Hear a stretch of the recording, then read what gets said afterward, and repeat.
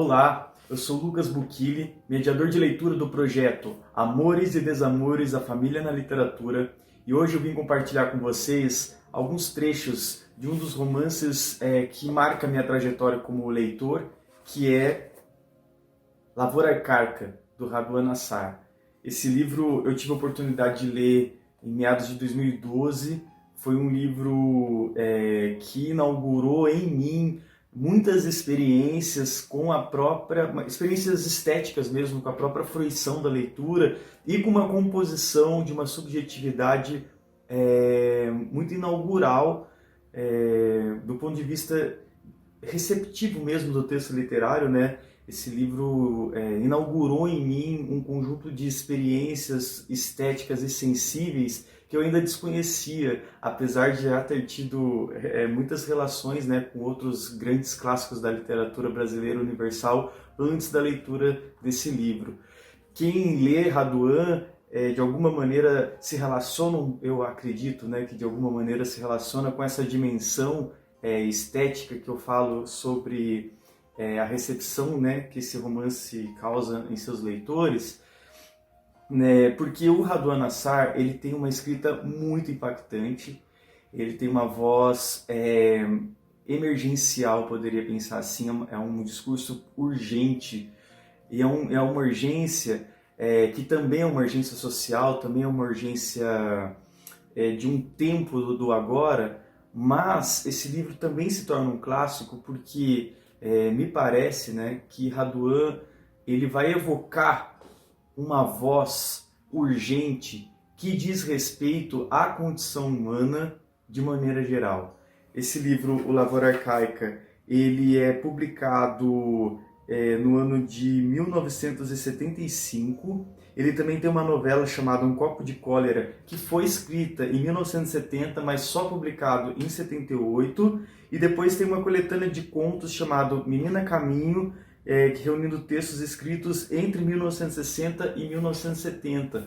Raduan, depois das suas publicações, ele vai se retirar, ele vai viver isolado, vivendo de uma agricultura sustentável, longe dos grandes centros urbanos, longe dos holofotes da crítica literária, e o que torna a experiência de nós leitores com a sua obra ainda mais sedutora e misteriosa, porque não se sabe até então o que virá, né? Se teremos oportunidades de ler mais coisas do Raduan ou não.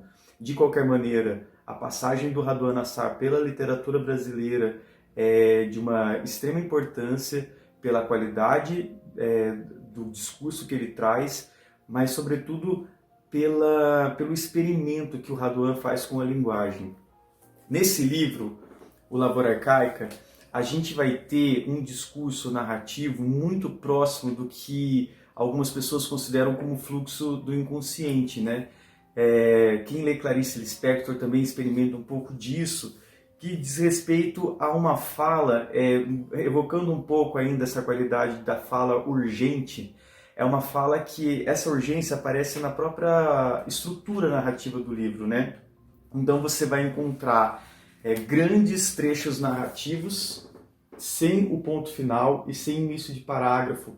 É como se realmente fosse uma fala ininterrupta, quase como numa cadência frequente, que traz para a gente uma espécie de ausência de fôlego.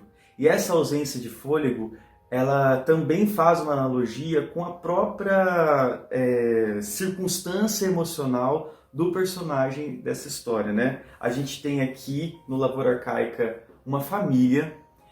Essa família ela é regida pelo rigor, pela ordem, sobretudo pela palavra austera. A gente tem como núcleo familiar uma figura muito importante, que é a figura paterna, que carrega em si o patriarcado, a tradição, entendendo a tradição nesse contexto como um elemento também de violência, um elemento também que de certa forma silencia o diferente, silencia a palavra errante. Temos aqui nessa família uma cena, nesse livro, né, a gente tem uma cena muito importante, né, para a narrativa, que é o momento de uma refeição que eles fazem em família. Então a gente tem a presença do pai no centro da mesa, né? Do lado direito dessa mesa, a gente vai ter os filhos que correspondem a essa expectativa da ordem. E do lado esquerdo da mesa você tem a figura da mãe, a figura do André, que é o personagem protagonista desse livro, a Ana, a sua irmã, e o Lula, que é o irmão caçula, que de alguma maneira segue o André como o seu primogênito, né, como o seu grande exemplo a ser seguido. O lado esquerdo da mesa a gente pode considerar como se fosse a fruta podre da família. São todos os personagens que fogem desse sistema patriarcal, que recusam a palavra da ordem e vai buscar, mesmo que para isso essa busca venha acompanhada de muitas renúncias, mas esses personagens vão buscar a sua expressão mais subjetiva, mais emergencial e mais vulnerável e humana dentro daquilo que lhe é possível. O André, que é o protagonista desse livro, ele foge da casa, ele sai do seio da família e vai viver fora por um tempo, numa pensão, numa vida de excessos. E a irmã Ana é uma irmã muito calada, que se recusa a se comunicar dentro desse regime de linguagem da palavra austera, autoritária, e vai achar a sua expressão na dança. Então ela vai buscar uma dança um pouco sedutora, um pouco cigana, é o corpo dela emergindo dessa condição de ser mulher e de ser uma mulher que se recusa, né, à tradição patriarcal. E o Lula, que é o caçula, vai buscar no André a sua motivação, a tua inspiração de conduta, de errância e de fuga também, né, desse sistema todo. Apesar do André fugir do seio da família, ele tem uma passagem aqui, logo na primeira parte do livro. Aliás, o livro é dividido em duas etapas, né? A partida e a chegada, muito próximo também da fábula do filho pródigo, né? É uma parábola muito conhecida do Evangelho de Lucas, onde tem esse personagem do filho pródigo que pega uma porção de riquezas da família e vai viver fora, né, desse seio familiar. Depois ele retorna como um filho arrependido. No caso do Lavoura Arcaica, a gente não tem esse retorno da mesma maneira harmoniosa que se encontra na parábola evangelista.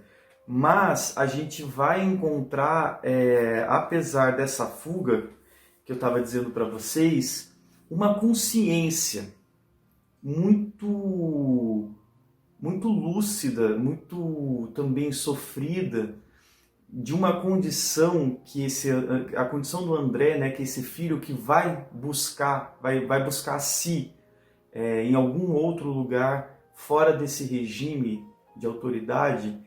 Apesar dessa busca, o André carrega em si uma consciência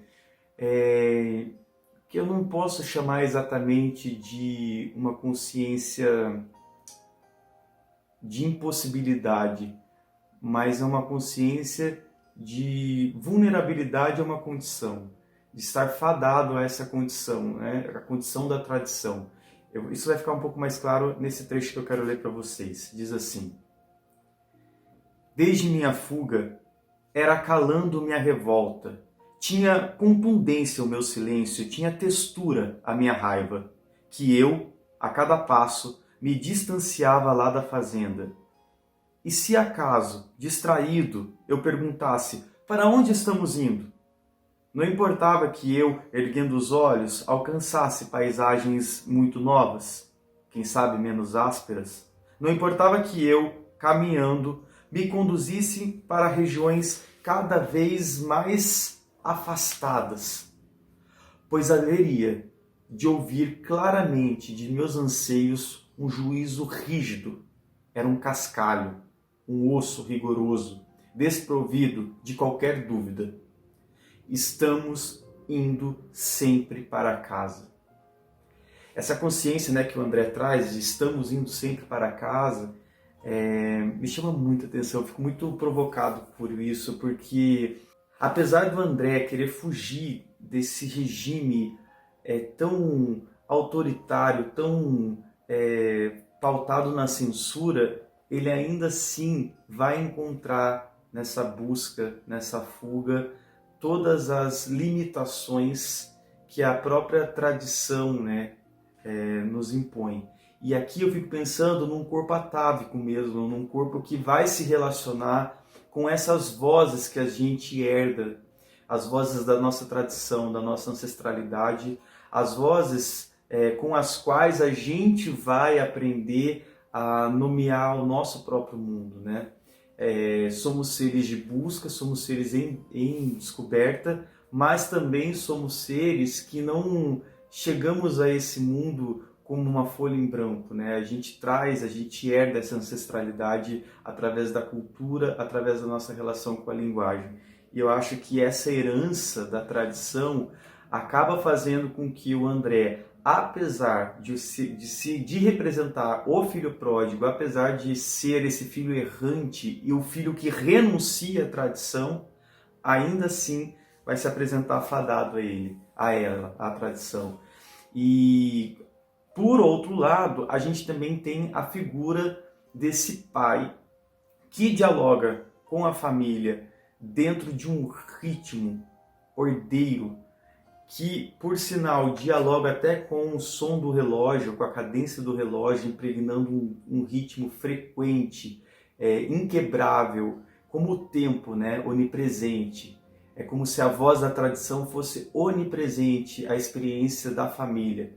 E esse pai carrega todas essas palavras que eu gostaria de compartilhar um trecho com vocês agora. Diz assim: que rostos mais coalhados, nossos rostos adolescentes em volta daquela mesa. O pai à cabeceira, o relógio de parede às suas costas, cada palavra sua ponderada pelo pêndulo. E nada naqueles tempos nos distraindo tanto como os sinos graves marcando as horas. O tempo é o maior tesouro de que um homem pode dispor. Embora inconsumível, o tempo é o nosso melhor alimento. Sem medida que o conheça, o tempo é, contudo, nosso bem de maior grandeza. Não tem começo, não tem fim. É um pomo exótico que não pode ser repartido, podendo, entretanto, prover igualmente a todo mundo. Onipresente, o tempo está em tudo. Existe tempo, por exemplo, nessa mesa antiga? Existiu primeiro uma terra propícia, existiu depois uma árvore secular, feita de anos sossegados. E existiu, finalmente, uma prancha nodosa e dura trabalhada pelas mãos de um artesão dia após dia.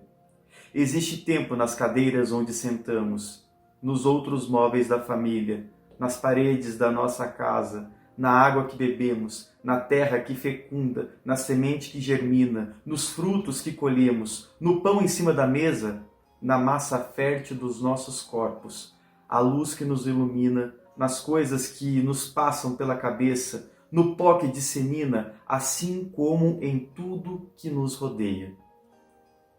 Rico não é o homem que coleciona e se pesa no amontoado de moedas, e nem aquele devasso que se estende mãos e braços em terras largas. Rico só é o homem que aprendeu, piedoso e humilde, a conviver com o tempo, aproximando-se dele com ternura, não contrariando suas disposições, não se rebelando contra o seu curso, não irritando sua corrente, estando atento para o seu fluxo, brindando-o antes com sabedoria para receber dele os favores e não a sua ira. Esse é um trecho, né, desse discurso do sermão paterno, que vai evocar o tempo e vai colocar o tempo como essa instituição onipresente pela qual nós não temos chance de rebelia. E essa instituição tempo encarna também todos os valores morais da família, todos os valores morais do patriarcado que esse pai forçosamente institui, né, no seio familiar. Enfim, Lavoura Arcaica é um livro muito provocador. Ele é uma experiência também não só do ponto de vista do seu enredo, mas da sua forma. É um livro que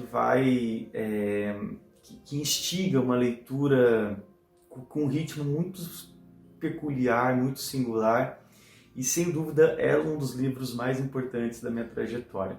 E eu convido vocês a conhecer então um pouco da obra do Raduan, sobretudo, principalmente esse livro incrível que nessa edição foi publicada pela Companhia das Letras.